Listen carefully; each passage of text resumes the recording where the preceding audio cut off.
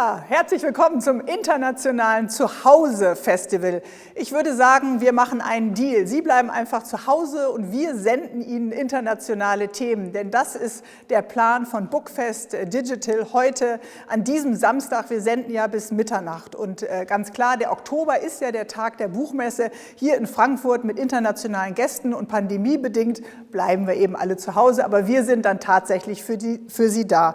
Und viele Schülerinnen und Schüler, Studenten kannten das natürlich auch, zu Hause bleiben in den letzten Wochen und Monaten, weil eben viele Bildungssysteme versagt haben. Und mit dem Thema Bildung wollen wir uns jetzt beschäftigen. Das machen wir dann eben international mit der Direktorin der LitCam, Karin Plötz, die unterhält sich nämlich jetzt gleich mit dem kanadischen Botschafter hier in Deutschland über die Bildungssituation in Kanada und wir werfen über den Planet Read Gründer, mit dem ist Karin Plötz auch im Gespräch, einen Blick nach Indien und gucken, wie läuft es denn dort? Pandemie und Bildungssituation, wie sieht das aus? So, for everybody who's listening here to Digital BOOKFEST and watching our show until midnight, I will translate it pretty quick towards English. We're going to talk about education. We're going to have a view to Canada, the educational system in Canada, and how does the pandemic influence the Canadian situation for students and for pupils. And Karin Plötz, she's a director from the LitCam. She will talk as well with the Planet Read founder, Brit Kotani, and have a view over to India and the educational situation there. Enjoy the next 20 minutes to this important topic.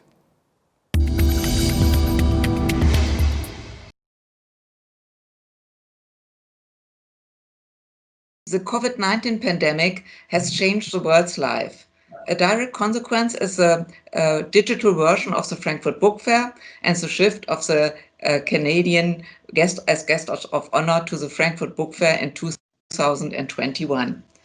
Therefore, I am very happy to speak with you, His Excellency Stefan Yon. You are Canada's ambassador to Germany and special envoy to Europe and the European Union.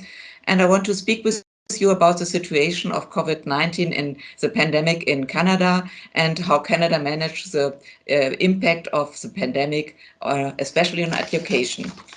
Your Excellency, Mr. Yon, you are a diplomat, a political scientist, and a politician.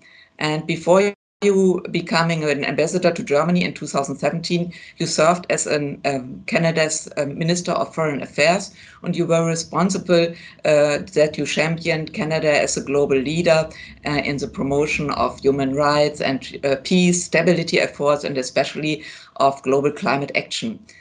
And now, did you ever thought of a pandemic that would change the daily life of thousands of people or millions of people all over the world? Guten Morgen, Frau Plötz. It's a pleasure to speak to you. It's sad that we are speaking on this topic, although if I foresaw that, no. If I was aware that it may happen, yes, and we were all aware. We had water problems before, H1N1, and we had SRAS. And so it was not completely unexpected. And countries, governments try to prepare themselves. But to prepare to something like this in 2020, that is paralyzing our economies, affecting the life of everyone, preventing people to meet, to travel, to have access to the health system, to the education system that they used to, attacking countries that are very poor, don't have the institutions that we have and the ability that we have to face the virus, a virus that is very unknown in its consequences.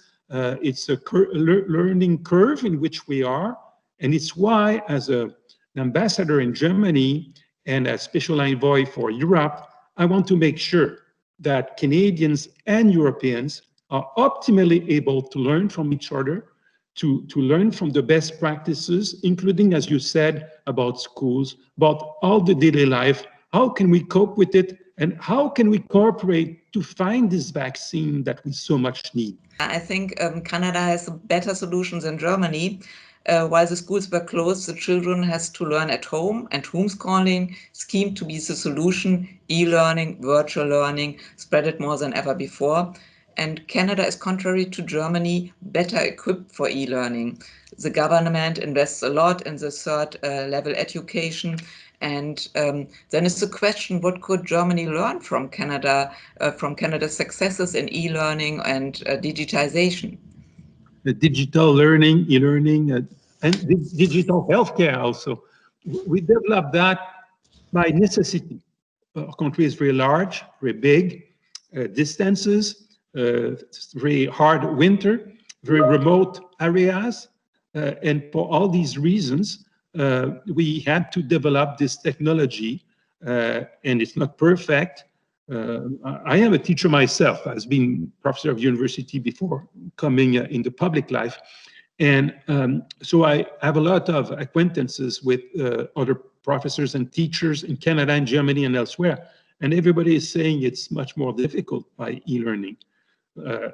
So we need to handle the technology, and the consequences may be very difficult for the students in difficulties. So we have an experience about that. But I must say that your governments in Germany are now investing massively in digitalization, in e-learning. And so we have a lot of opportunities to learn from each other again on this file. We have a lot of private companies in Canada that develop quite a good expertise. I have some to mention. Robotel about digital learning platforms, D2L about learning analytics, and Bright Space about multimedia content. So we are making sure that public and private sector in Canada and in Germany and the rest of Europe are well connected, because yes, this disease, this virus, it's a terrible tragedy, but it's also an opportunity to develop new skills. And digitalization is something we need to handle very well. And it's an opportunity to speed up our ability to do so. Yeah. And I would say the same about the sustainable economy, the green economy we need to develop. To be very sad if the rebound, because when we'll have the virus, hopefully our economies will start again. They have not been stopped by the economic problems, they have been stopped by us. It's self-inflicted by governments willing to protect their populations, their public health imperative, paralyze the economies. But after we'll have a rebound. Do we want an economy as polluting as the one we have today, or do we want to switch with something that will protect our environment and also ourselves against the lack of biodiversity and climate change? Yes, we want. So we want to develop new plans for hydrogen, new plans for green technologies, and that's an opportunity that we should not miss in Germany, in Canada, and elsewhere. And we will not miss it if we work together. But what also appeared in this crisis was the social differences. In Germany, it is a big problem. We see it that the social, from lower income families, the children really lack the help, the support, because they don't have the same possibilities to have the access to digital education. And so we have a big problem with this, and that's occurred now in this crisis. What's the situation in Canada about the children from lower income families and the differences between them in education? Exactly the way you described it in Germany. Again, our two countries are very alike, and it's why we need to cooperate and to stay close friends in these difficulties. In Germany, like in Canada, 95% of the households have access to internet. 95%. Oh, that's very much. Yeah, no. In Germany and Canada, people have access to internet, almost everybody, and about 90% of the people have at least one computer at home. But that means that 10% don't. And the 10%, as you said, are likely to be in the lower income population. And one computer, when you have 3 kids at home, is not the same that when each child has her or his computer in the bedroom, and each of them having its own bedroom.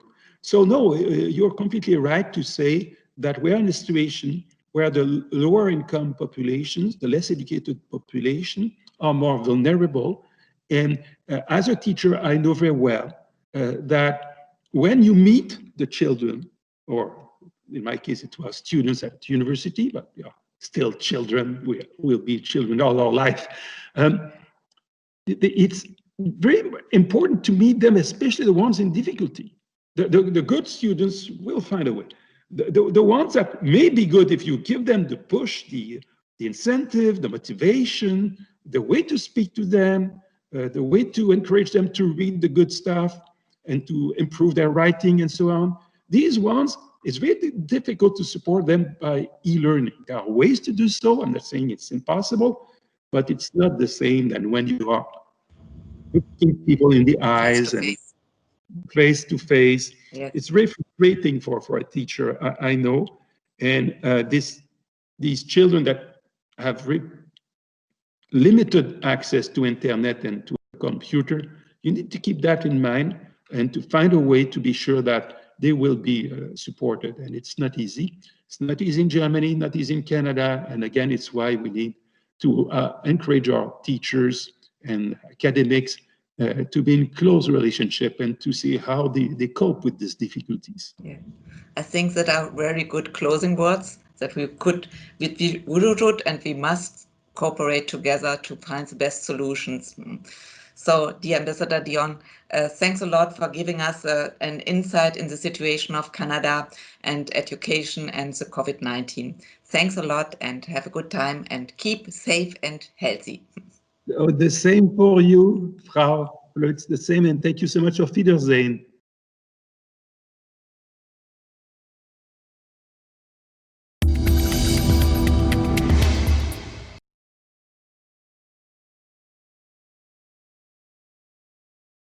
I'm Karen Pleutz, and I'm very happy to speak today with Brit Kothari about the impact of the COVID-19 pandemic on education in India. What is the situation of the COVID-19 pandemic now in India, and what are the biggest challenges which faces India? Yeah, I mean, in India, the situation is obviously pretty concerning. For example, the confirmed cases in the US is about 7 million, and India is not far behind, 6 million cases. It's concerning because the cases per day are also rising quite fast. About 90,000 cases per day is what we're averaging right now. And then perhaps the silver lining in this is that the deaths are probably lower. So per million, for example, in India, it's about 67 to 70 per million population, as compared to very advanced countries, US, UK, Belgium, Italy, Spain. All of these countries actually their deaths are in the range of 600 to 850 deaths per million. So it's really, the death rate is 10 times more in many of these advanced countries. So in India, perhaps it's a bit of a theory still at this stage, but I think the fact that we have a younger population, 50% of the population being below 25, that has helped possibly. Now, this is still a theory. There are many other theories around it, but it's one of those unexplained facts in India. And the other problem, which is the problem due to the COVID-19 pandemic, is the closing of schools. There were 1.2 billion children affected by the closing of schools all over the world. And I think it had also consequences on India. India has improved its literacy rate in the latest years by nearly 80% now, I think. And how does the closing of schools and the lockdown affect to the success in literacy in India? Yeah, so this is a very interesting question still, actually. Yes, the schools have shut down. So really about 300 million students are, not having any school. Now that's just in India, and you stated the number globally. That is huge. Now, in India, I think one has to still qualify because there are really the upper tier, third of the people in India are actually dealing with the school closures very similar to how it is in the West, perhaps, right? They have access to online. They have access to perhaps not the best situation, but still they're managing somehow. But that's 1/3 of the population, let's say, roughly. But there's a 2/3 of the population for whom the whole situation is really a shutdown because they don't have online tools, for example. Let me just give you an example of how much access people have to digital technologies, let's say. Internet is about 25% at best of the population that has, and that's mostly on smartphones, not on necessarily on computers. Now on computers, it's about 10% of the population that has. So digital online education becomes a very difficult challenge in India for the 2/3 of the population. So the school shutdown has really affected that 2/3 of the population. Your work with Planet Read and the same language subtitling has had and has a great effect on the literacy rate in India. Can you give us a short overview about SLS and your efforts and what is happening now and maybe happening in the future? Yeah, I mean, let me just give you a little bit of the broad digital and what's going on even during the pandemic that people are trying.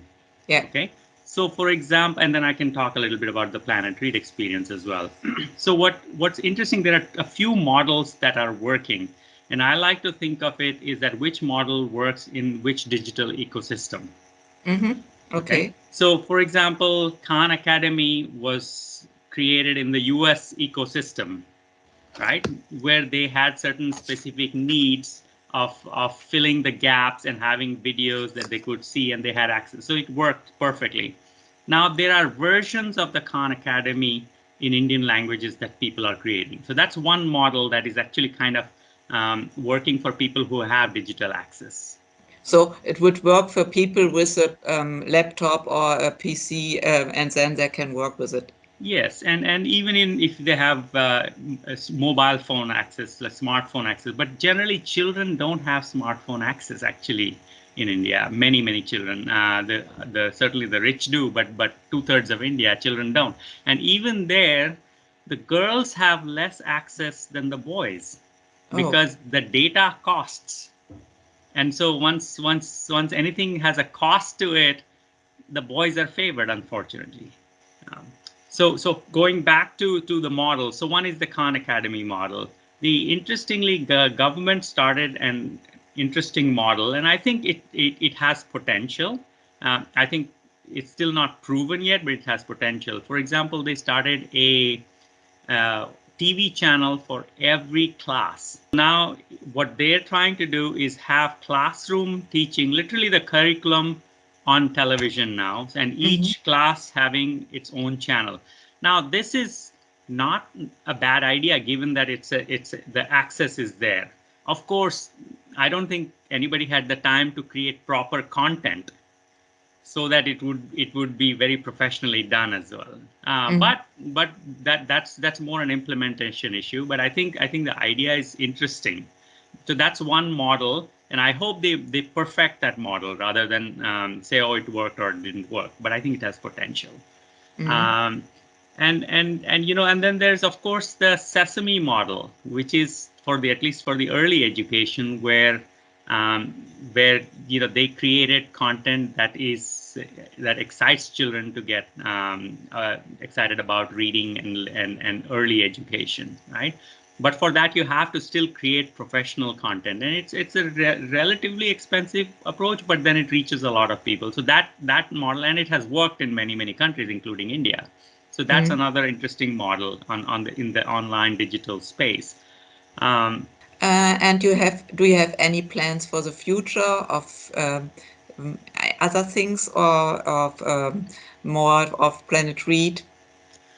We do. We have used this learning from our subtitles project to actually see if we can get all children in India to have children's literature and reading in their language. For example, today you can't find a children's book let's say in even some of the major languages. Forget about the 700 or so dialects and smaller languages. But even in the 22 official languages, you just can't find children's books. Now, what we said was, okay, print model is a great approach, except that it doesn't scale that easily. So we are trying to see how children's books can be converted into digital forms, where then they become animated stories, again, with the narration of the story as subtitles. And then we can replace those text and narration in Indian languages. That's great. So that was an amazing overview about your work.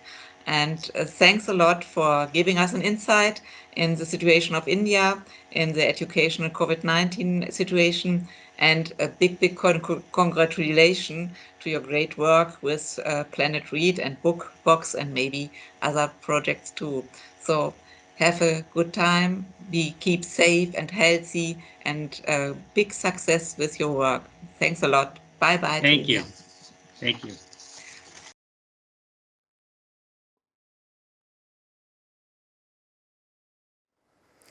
Hi, this is Frankfurt, this is studio number 2, and this is the BOOKFEST Digital. My name is Bärbel Schäfer. I'm going to hosting the BOOKFEST Digital here in this studio until midnight tonight, and I hope you're fans of literature, and maybe you're even a fan of Håkan Nasser. So you have the chance, because I'm going to be in a live talk with him at 6 p.m. German time.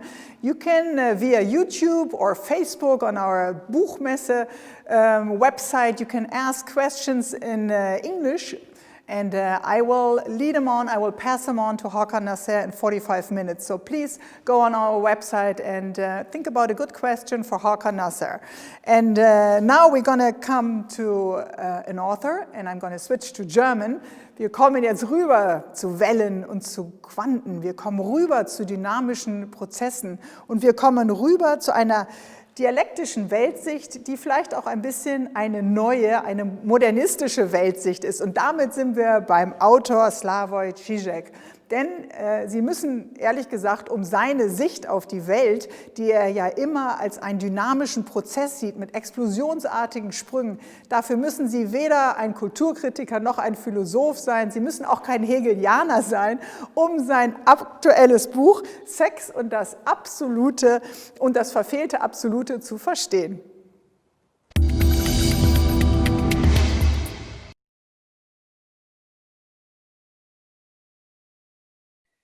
Guten Tag, liebes Publikum. Ich bin sicher, Sie vermissen die wirkliche Frankfurter Buchmesse genauso wie ich. Das Gedränge auf den Hallen, das Treffen mit Bekannten und Unbekannten. Dieses Jahr ist es nicht so. Umso mehr freue ich mich, dass wir uns hier anlässlich des digitalen Bookfests treffen können. Und ich freue mich sehr, dass ich Slavoj Žižek hier begrüßen darf zu diesem Gespräch. Wir steigen jetzt gleich in das Buch ein. Für Sie, fürs Publikum, ganz kurz die Erläuterung. Slavoj Žižek versteht natürlich ausgezeichnet Deutsch als alter Hegelianer. Er spricht auch eigentlich sehr gut, ist aber selbst zu perfektionistisch, um hier auf Deutsch antworten zu wollen. Darum machen wir es jetzt so, dass ich die Fragen ihm auf Deutsch stelle und er auf Englisch antwortet. Gut, aber nun genug der Vorbemerkungen und zum Buch. Slavoj Žižek, Sie sind bekannt als ein sehr assoziativer Denker, der oft ganz unerwartete Beziehungen herstellt. Unter anderem darum habe ich auch immer Respekt, wenn ich mit Ihnen spreche, weil man nie genau weiß, wo es hinläuft. Für Ihr neues Buch haben Sie sich jetzt eine ganz strenge Strukturierung ausgedacht. War das ein Versuch der Selbstdisziplinierung? War das der einzige Weg, das Material zu bändigen? Ich bin gespannt, wie Sie das erklären. Yes, I think till 5 years ago or a little bit more, the problem with philosophy was that it abandoned the so-called big questions. Philosophy was usually a critique of another book, a deconstruction. postmodern philosophy. And the tragedy was that the big questions were then dealt with, explained more in natural sciences. Like if you want to know today, is our world endlich oder unendlich? Does time have a beginning? Do we, men, humans, have a free will? You didn't ask philosophers. You asked cosmologists, you asked brain scientists, and so on and so on. But I think that now the time has come to directly address the big, old-fashioned ontological questions, to step out of Kulturphilosophie. And this is what I try to do in this book, in a way which is as systematic as possible. Sie haben es gerade angesprochen, die Naturwissenschaften beantworten viele der alten, großen Fragen. Sie als Philosoph geben natürlich eine philosophische Antwort oder stellen philosophische Fragen, aber Sie bedienen sich gerade auch in dem neuen Buch der Quantentheorie. Sie sprechen von Quantenontologie. Worin liegt für Sie die Faszination der Quantentheorie und wie beeinflusst und befruchtet sie Ihr Denken? To simplify it as much as I can, what fascinates me in quantum theory is the idea, let me be very precise, of the ontological incompleteness of the world. It's as if the reality we are dealing with is in itself not ontologically fully completed. You know the story. Before you measure it, you don't know where is an electron or whatever. But this is not just the limitation of our knowledge. Reality itself is incomplete. And I find this a fascinating thought. I mean, to use, and I use it in the book, a very simple example. When you play a video game, you see in the background a forest.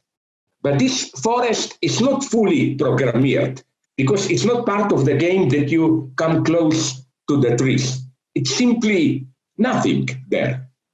What you see exists. And I think, what if the same thing goes with our reality? It's undetermined, ontologically incomplete. Every completeness comes retroactively. And I think, first, the fundamental fact of our human reality, which displays this incompleteness, is sexuality, which is in itself failed. And that's what makes sense with sexuality. Something has to go wrong, and success comes only out of mistakes. And that's also, for me, the fundamental lesson of Hegel. Truth arises only through its misrecognitions. Sie haben ja selbst gerade dieses Thema angesprochen, Sexualität und Scheitern, Sexualität und Verfehlung. Das ist, denke ich, eins der großen Kernpunkte in dem Buch, und Sie versteigen sich ja, möchte ich dazu sagen, Sex kann unsere flüchtige Berührung mit dem Absoluten sein. Das ist natürlich eine wirklich starke These, und ist es für Sie die einzige Möglichkeit, wie wir dem Absoluten begegnen können? Vielleicht nicht die einzige Möglichkeit, aber dennoch, wie soll ich das sagen, die Grundmöglichkeit. I think that one should read here Freud correctly. When he speaks about Todestrieb and so on, he describes a certain structure of failure. But it's only through this failure that a point of reference, the absolute point of reference, emerges as das Verfehlte. I will give you an extremely simple example. I think I quoted in the book from a stupid movie that I don't even like, Four Weddings and a Funeral, the famous Liebeserklärung of Hugh Grant to Andy McDowell. He gets confused all the time, begins a sentence, doesn't finish it, gets confused, repeats himself. But it's precisely through this constant failure that his love is demonstrated to be authentic. If he were just to declare in perfect language his love, we would have said it's a fake. That's the mystery, that something can be here only through the failure to directly reach it. That's why in my elder books, I also liked the term anamorphosis, something that you see only from a certain partial standpoint. If you look directly at the thing, you see nothing. That's the status of absolute, I think, the only meaningful use of this term in our times, where we no longer can believe in the old absolutes like God or whatever. Danke Ihnen sehr. Danke.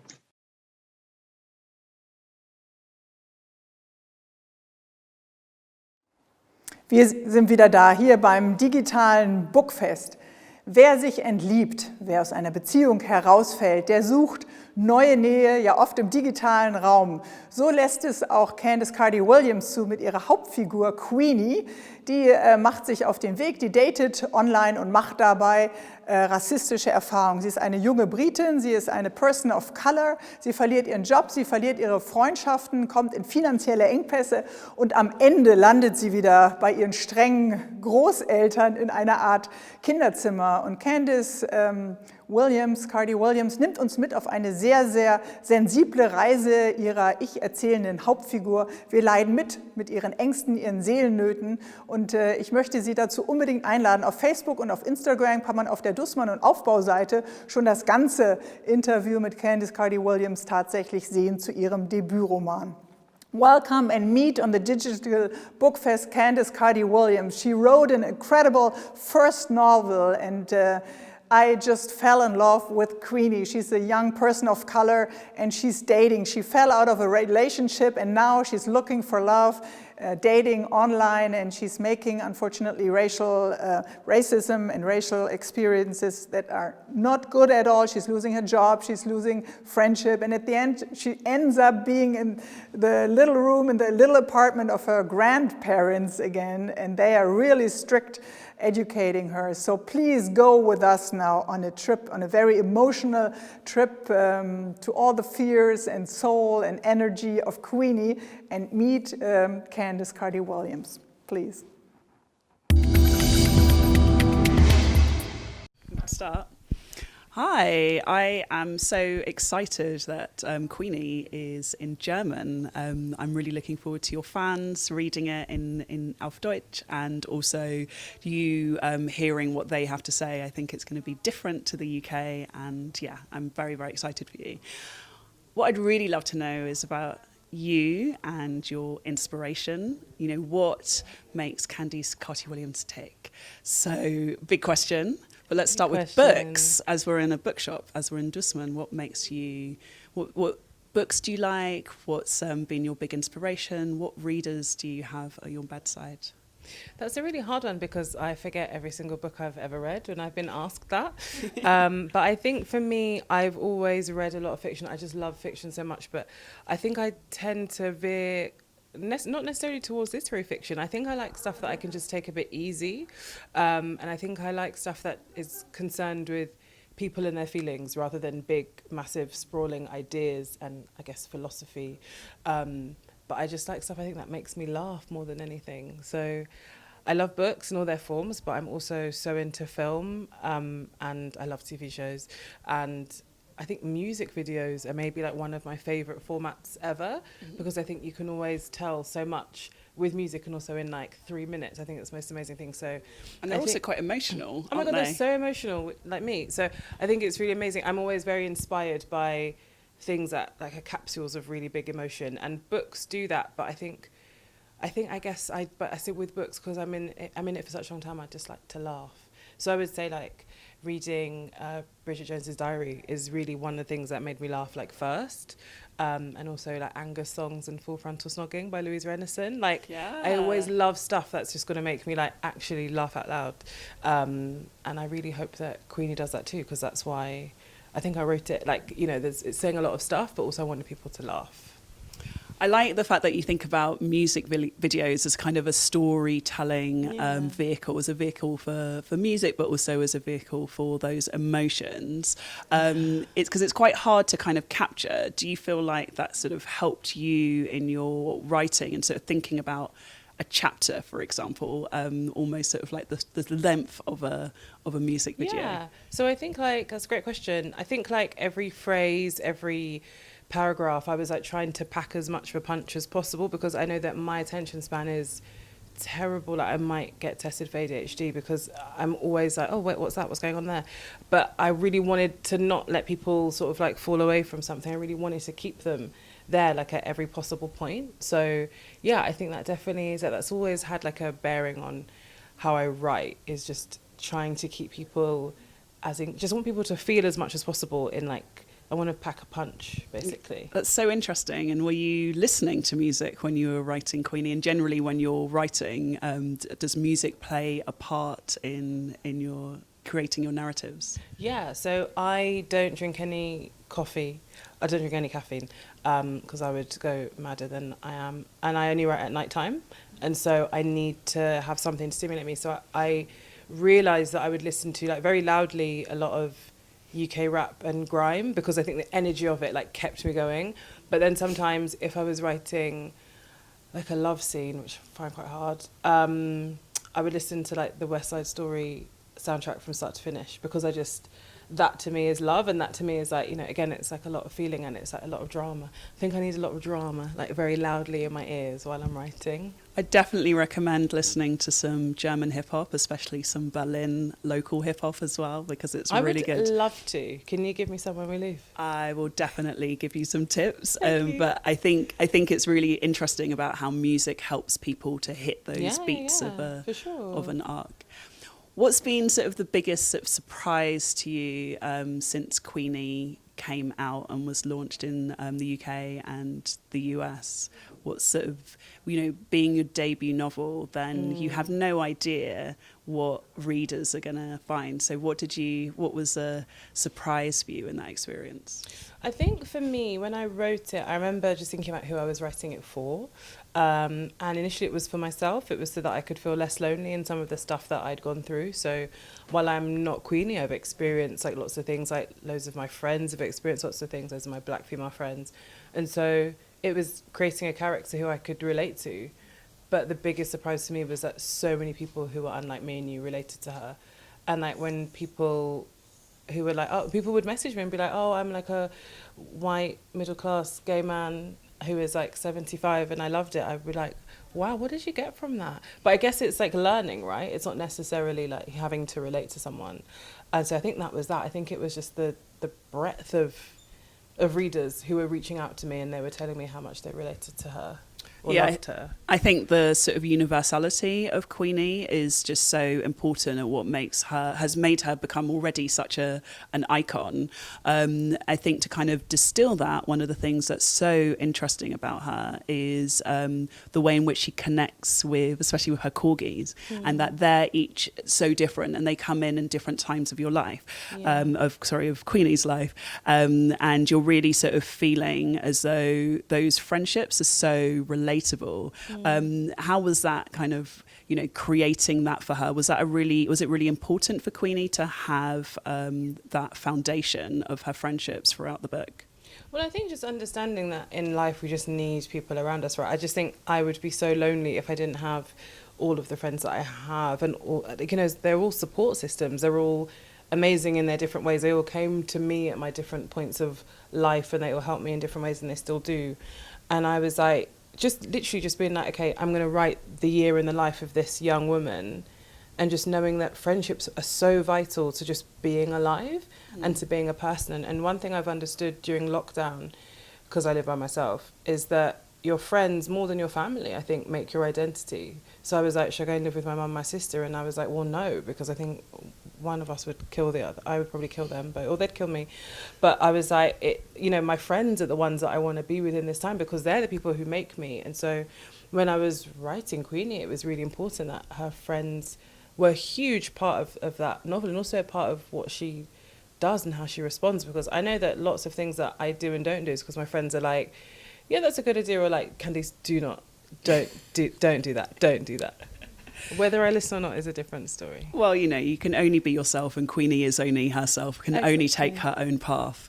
Another thing that's really important in the novel is home and a sense of home. And do you want to talk a little bit about that? You know, I feel like Queenie really sort of struggles to find a home, and I think a lot of young people, it's very difficult in sort of 20s to find that space. So do you want to talk a bit about why that was important to you?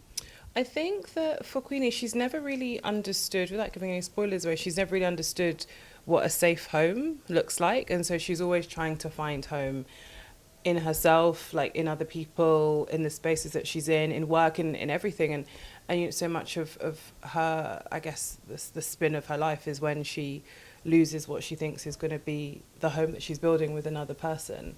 And so I think for me, home is, and for most of us, home is such a fundamental thing. And I think whether or not that's just because you have somewhere nice to live or because you're at home in yourself, I think for me, I struggle personally with like both things, I guess. But for Queenie, she really does, like, she kind of needs this idea of what a family looks like, and that in itself is the home. And when she doesn't think that's coming, or she realizes it's not coming with the person she thought, that's when things really go awry. But I think home is such an important, I think we all need to feel at home in ourselves, and just also in terms of Queenie as a person, she doesn't really, you know, mid-20s, she doesn't know who she is. She's still trying to figure that out so desperately.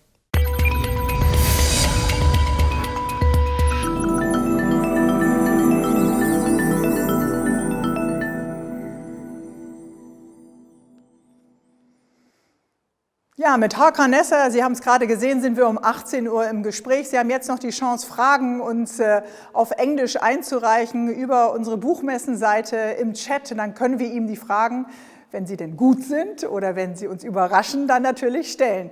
Kommen wir zu Jeffrey Stewart. Natürlich, of course you know Jeffrey Stewart, that he's a Pulitzer Prize winner. Of course you know he wrote the famous book 1001 Things You Should Know About Afro-American History. And the Black Lives Matters movement is going to be the topic at our digital BOOKFEST right now for the next hour. And we're going to talk about racism, and we're going to talk about what Jeffrey Stewart is working on at the university, because his topic is, where are you belonging to culturally? Where is your home in music and art and literature and philosophy? And of course, as an author, this is going to move to another book. It's called The New Negro, and it's about the self-empowerment, about the self-esteem. And I'm happy that we're going to have here on the Digital BOOKFEST Jeffrey Stewart. Jeffrey Stewart ist ein Uni-Professor an der Uni in Kalifornien für Black Studies. Und er ist Pulitzer-Preisträger. Er hat ein ganz berühmtes Buch geschrieben. Es heißt 1001 Dinge, die Sie wissen sollten über afroamerikanische Geschichte. Er ist jemand, der sich immer wieder beschäftigt mit Herkunft. Wohin gehöre ich kulturell? Wo ist mein Zuhause? In der Musik, in der Literatur, in der Kunst, eben auch in der Philosophie. Und er hat ein ganz berührendes und Kopf- und Hirnöffnendes Buch geschrieben, das heißt The New Negro und ist ein Buch über Alan Locke. Und Alan Locke ist jemand, der so viele Persons of Colors inspiriert hat, in die Kunst zu gehen. Also jetzt das Gespräch mit Jeffrey Stewart.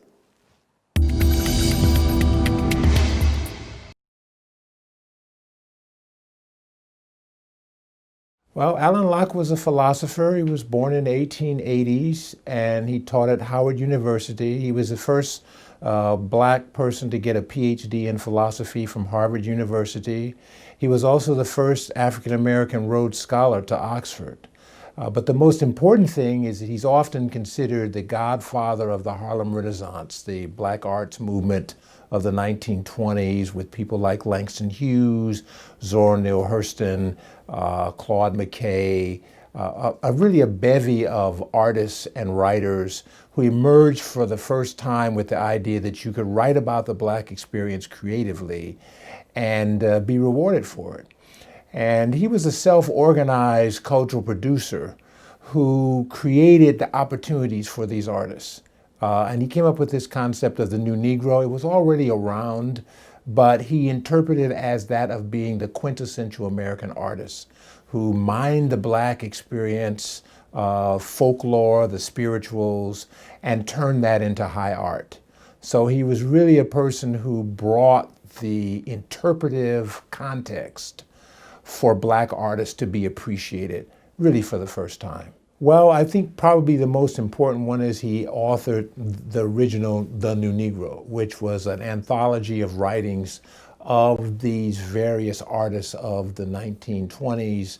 That was a tremendously popular book, and it was perhaps the first really thoroughly intergenre, interdisciplinary work. It had paintings that were reproduced in color by Vino Rice. It had poetry, short stories, critical essays, at a time when the Black issue was generally thought of in problematic terms. It was a social problem. And he says, no, this is an aesthetic resource that we ought to pay attention to. So in that sense, he changed the conversation about what it meant to be Black in the United States from one of being a ward or problem to actually an asset. So I think that was probably his signature contribution. He then went on to try to build the infrastructures to support these artists as they tried to realize many of the things that he promised that they would deliver. Some of them weren't able to do that, and partly because art wasn't supported in the way in which it is now. There was no national endowment of the arts. So he went to private patrons to try and get funding so that artists would have the free time to actually create their work. And he was somewhat successful in that. But again, the conflicts that developed between him and the patrons and the artists, sometimes he was not able to manage particularly well. He was a person who was a power-hungry person in many ways. And so sometimes that need to control actually destroyed the relationships and kept them from realizing the things that he wanted to do.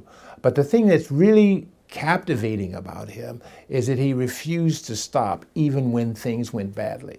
Even when the personal patronage structures disintegrated, he went on and created what I think was a real innovation, more corporate and institutional patronage.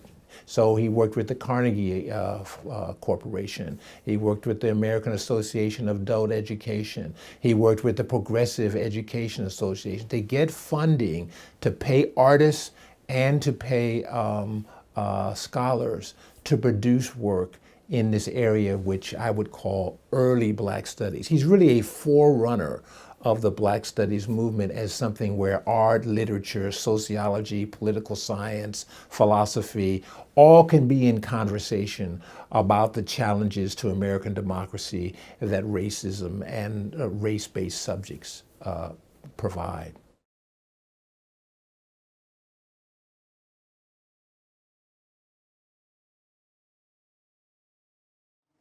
Reisen, das können wir eigentlich gar nicht in diesem Pandemiejahr. Und wenn, dann nur mit einem negativen Test. Was wäre denn, wenn ich Sie jetzt mitnehmen würde auf einen Kurztrip nach Italien und Lust bekommen? Und dann ist es doch vielleicht sogar ganz gut, wenn Dante gerade seinen 700. Todestag hat und die Dante-Alighieri-Gesellschaft uns ja eben auch leider nur digital und nicht tatsächlich mitnimmt auf eine Reise nach Italien an ganz wunderbare Orte, an denen Dante entweder selbst war oder die in der göttlichen Komödie auch vorkommen. Viel Spaß beim Trip!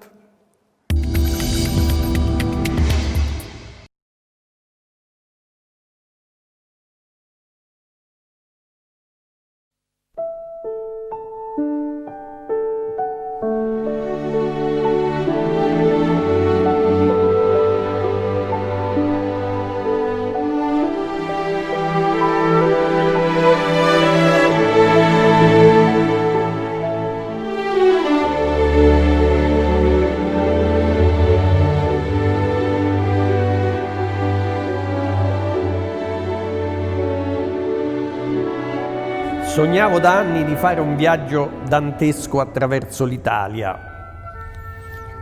Ci ho pensato molte volte quando leggevo la commedia o se mi tornava in mente con qualche passaggio. In effetti le parole di Dante mi hanno sempre conquistato perché rendono viva e tangibile la bellezza del nostro paese. Raccontano in modo realistico sia i luoghi dove lui è stato, sia quelli dove non è stato, ma li ha voluti citare.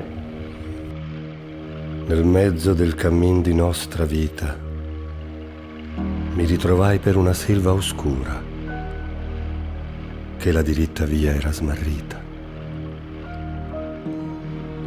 Ai, quanto a dir qual era cosa dura, e sta selva selvaggia e aspra e forte, che nel pensier rinnova la paura. Così ho raccolto con molto piacere l'idea della Società Dante Alighieri per Dante 2021, perché è un progetto che si lega ai territori di quell'Italia che Dante già vedeva quando ancora non esisteva come nazione. Guai a voi, anime brave, non isperate mai veder lo cielo. I vegno per menarvi all'altra riva, nelle tenebre eterne, in caldo e in gelo. E tu che sei costì, anima viva, partiti da cotesti che son morti. Noi leggiavamo un giorno per diletto di lanciallotto come amor lo strinse. Soli eravamo e senza alcun sospetto. Per più fiate gli occhi ci sospinse quella lettura e scolorocci il viso. Ma solo un punto fu quel che ci vinse. Quando leggemmo il disiato riso esser baciato da cotanto amante, questi che mai da me non fia diviso, la bocca mi baciò tutto tremante. Galeotto fu il libro e chi lo scrisse. Quel giorno più non vi leggemmo avante. Una terra anche del futuro, se vogliamo, ascoltata nei suoni di una lingua che sentiva diversa da quella dei paesi confinanti. O frati, dissi, che per 100 miglia perigli siete giunti all'Occidente a questa tanto picciola vigilia di nostri sensi, che è del rimanente. Non vogliate negar l'esperienza di retro al sol, del mondo senza gente. Considerate la vostra semenza. Fatti non foste a viver come bruti, ma per seguir virtute e conoscenza.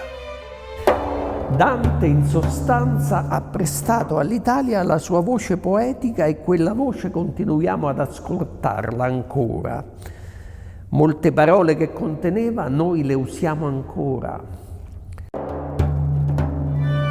Ai, dura terra, perché non t'apristi? Poscia che fummo al quarto dì venuti, Gaddo mi si gittò disteso a piedi dicendo: Padre mio, che non m'aiuti? Qui vi morì, e come tu mi vedi, vid'io cascarli 3 ad uno, tra il quinto dì e il sesto, ond'io mi diedi già cieco a brancolar sovra ciascuno, e 2 dì li chiamai, poi che fur morti. Poscia, più che il dolor, poté il digiuno. Ed un di loro incominciò: chiunque tu sei, così andando volgi il viso.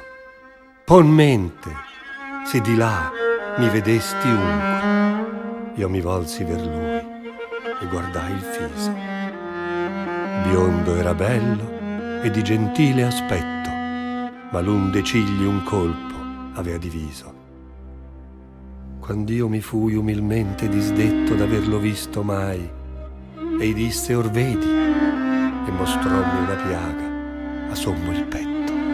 Poi sorridendo disse: io son Manfredi, nipote di Costanza imperatrice. Ond'io ti prego che quando tu riedi vadi a mia bella figlia, genitrice dell'onor di Sicilia ed Aragona, e dichi il vero a lei, s'altro si dice. Leggendo Dante risaliamo all'Italia di 7 secoli fa, possiamo intuirla nella storia e nella letteratura. Gli scrittori e gli intellettuali del Grand Tour, tanti secoli fa ormai, sono stati attratti dal viaggio in Italia come oggi lo sono i turisti, affascinati dall'arte e dalla natura, dalle grandi città e dai piccoli centri che Dante per primo ha raccontato tutti insieme. Poi serva Italia, di dolore ostello, nave senza nocchiero in gran tempesta, non donna di province, ma bordello. La sua opera è come una mappa letteraria aperta davanti agli occhi di chi vuole conoscere la terra di Dante, sfogliando le sue pagine e seguendo la voce di una guida come la sua, davvero assolutamente straordinaria. Vergine, madre, figlia del tuo figlio, umile e alta, più che creatura, termine fisso d'eterno consiglio. Tu sei colei che l'umana natura nobilitasti sì che il suo fattore non disdegnò di farsi sua fattura. Nel ventre tuo si raccese l'amore, per lo cui caldo nell'eterna pace così è germinato questo fiore. Se non che la mia mente fu percossa da un fulgore in che sua voglia venne, all'alta fantasia qui mancò possa. Ma già volgeva il mio disio e il velle, sì come rota ch'igualmente mossa l'amor che move il sole e l'altre stelle.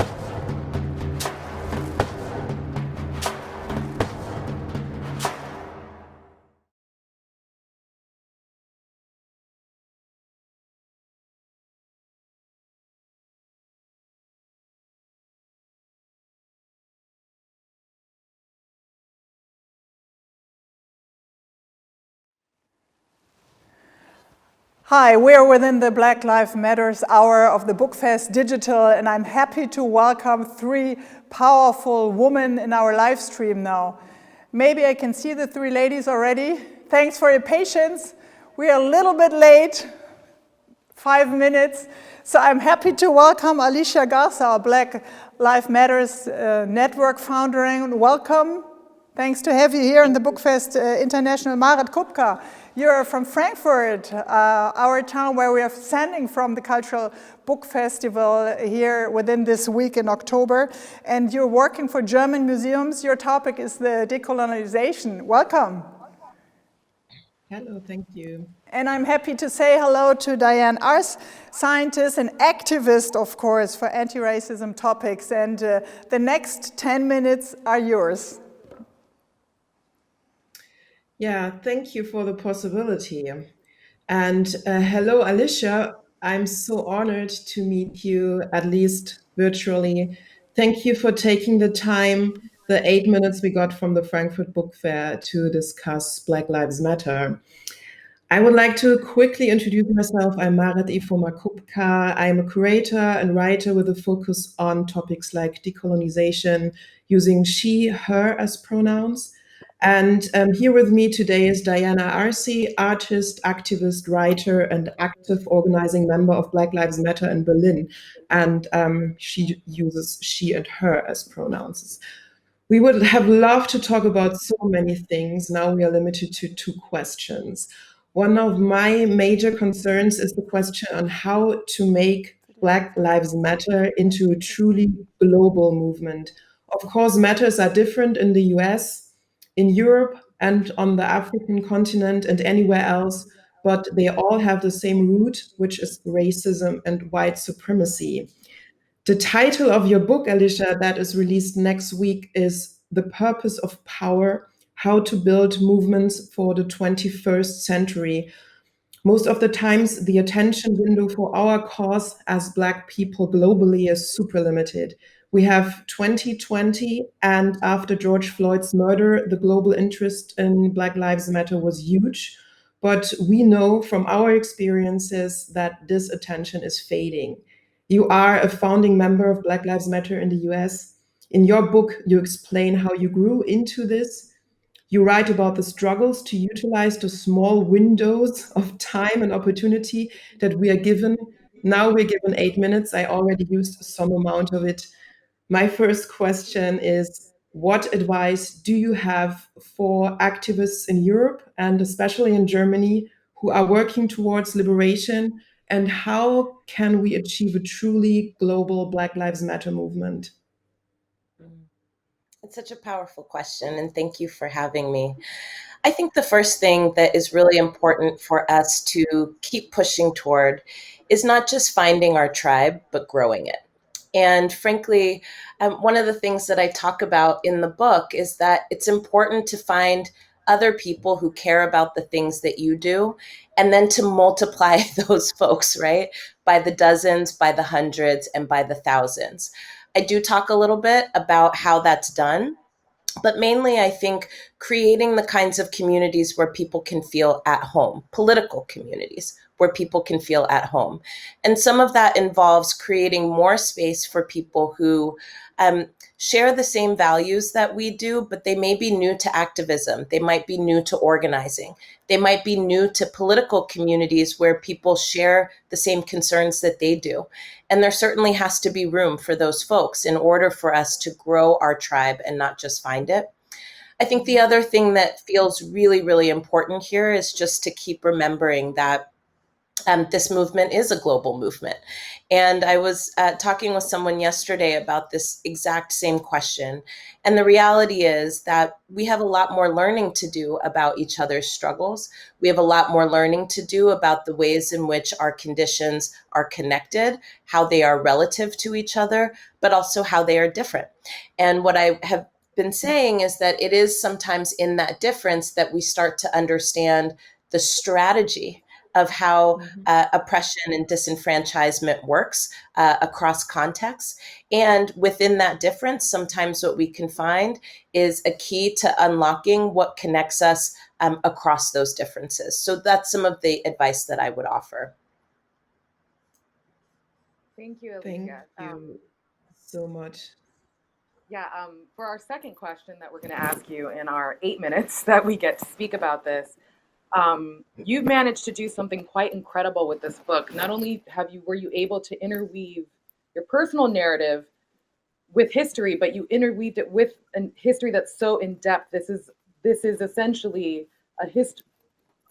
one of the history books that we should be reading to understand the movement. In addition to this, it's also sort of a guide to young activists and young organizers, and lessons and things that we can take with us to learn further. So, so my question is you made this choice to interweave this in-depth historical political context with from this time and this very important perspective, your perspective, a Black perspective. Could you speak about how you came to the decision to write the book this way and why you chose to fully integrate these two things? And maybe a little bit about also integrating sort of the lessons for young activists together into making this book. Sure. Well, first of all, I just want to say, even though we only have 8 minutes together, I'm really excited to be here with both of you. And my commitment to both of you is that we keep this conversation going because we know we can't be contained. So I will say this. I didn't know how hard it was to write this book. And I will also say that it almost didn't get finished. I thought that when I started writing this book, it was going to flow. It was going to be, the story of Black Lives Matter and all the things that we've learned up until now. And that's not actually what came out when I started writing. what came out were stories of my learning that kind of led up to this moment of Black Lives Matter, and then also what I've learned afterwards. And I think the reason I wanted to write this book is because I wanted to help demystify what happens in the offline organizing of Black Lives Matter. What happens in the offline organizing of many of our movements that sometimes get spread in the mainstream because of social media, but the part about the work that we do in our communities often isn't a story that gets told. I also wanted to make sure that the story of Black Lives Matter was being told from us. And there's so many of our stories out there that are not ours, that we have not told ourselves. And so they're interpretations of how people see us rather than how we understand what we're doing. My book is not the story of Black Lives Matter. It is a story. And what I hope is that this creates a foundation for other people who are trying to figure out how to be a part of change, how to be a part of a movement. I hope that this book is something that you can put in your back pocket and take with you on your journey.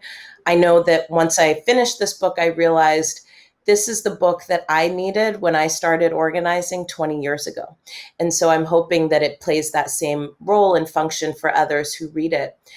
I also think that, and this gets to the lessons question that you asked, so much of how I understand my purpose and what I'm here to do is really using the method that I practiced in this book.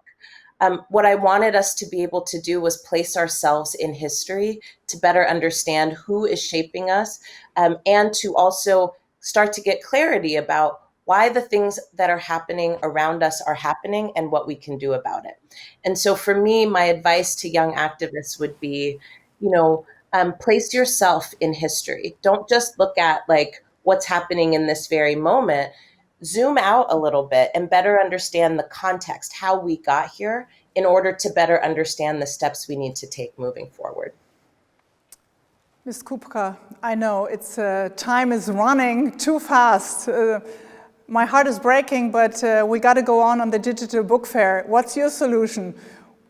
We start a revolution, we start a talk, we start communication, but the solution, how can we meet to go on here?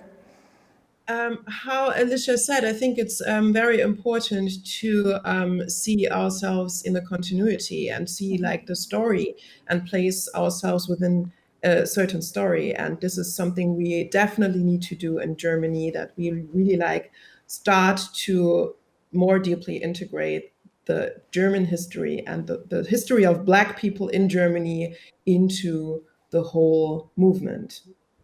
Thanks for being part of the BOOKFEST Digital, to all three of you, Ms. Garsha, Ms. Arsi, and Ms. Kupka. Thanks so much.